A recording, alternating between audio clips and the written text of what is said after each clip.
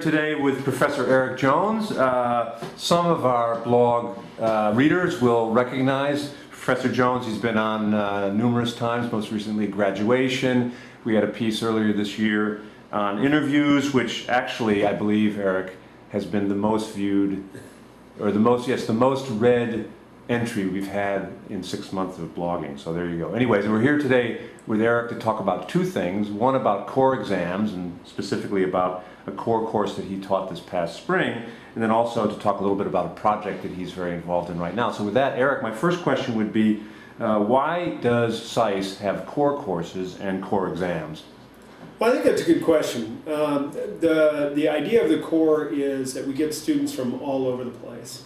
And students with an engineering background, or students with a medical background, or students with a humanities background may not have the basic concepts of political science and international affairs that they need in order to engage with the more advanced courses and to keep the level of discussion at the level that you would expect at a graduate school. So what we've established is a set of cores.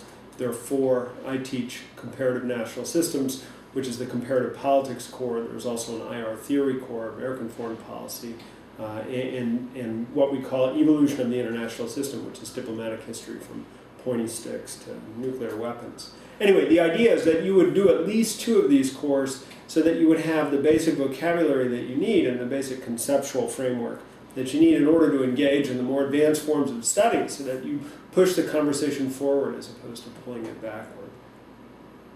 And you taught, as you said, comparative national systems this past spring, and I know you've taught it before. What do students learn in that course? That's a big question. Obviously you're not going to go over the entire reading list or curriculum, but generally, what is the purpose of that core course? Well, it's funny that you ask. When I was a student here in the 1980s, we didn't have a comparative national systems core. That was added on later. In the comparative national systems core, I think, is a useful addition because what it teaches is the basic mechanics of government. I guess the best way to describe this is through an illustration. Bob McNamara, who was Defense Secretary in the Kennedy administration, came here to the Bologna Center to talk about his film, The Fog of War. And one of the questions that I asked him over lunch was a question about a decision that was made in the Kennedy administration to give nuclear weapons to the United Kingdom. The United Kingdom had nuclear weapons, but what they didn't have was delivery technology, and the delivery technology that the Kennedy administration gave them was the Polaris submarine, which was the most advanced delivery technology. And I asked him why he did that, and the answer that he gave was a fascinating answer, and it all boiled down to the fact that in the Kennedy administration, in the early 1960s, they didn't know the difference between presidential and parliamentary government. And so they didn't realize, the best and the brightest, that when they had canceled the delivery vehicle that they had promised the Brits, which was one that was launched out of airplanes, when they canceled that delivery vehicle, they actually threatened to bring down Macmillan's government, because as a prime minister, if he lost a vote of confidence in Parliament, if he lost his majority, he'd be out. And when they realized that he was going to lose his majority and be out of a job, they said, oh, well, we've got to help him out. And so they gave him the most sophisticated delivery vehicle that the United States had developed up to that time.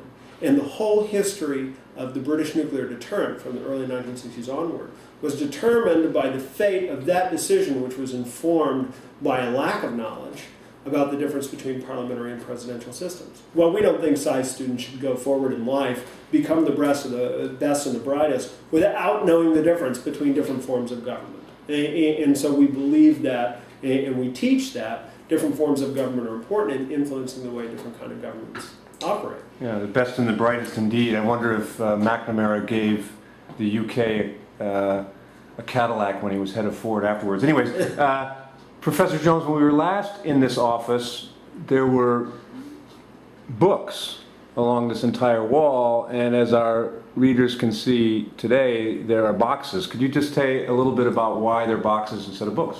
Well, we're making probably the most important change to the functioning of the Bologna Center that we've had in our 56 years of existence, which is the creation of a research institute at new offices that will be located about 150 meters away.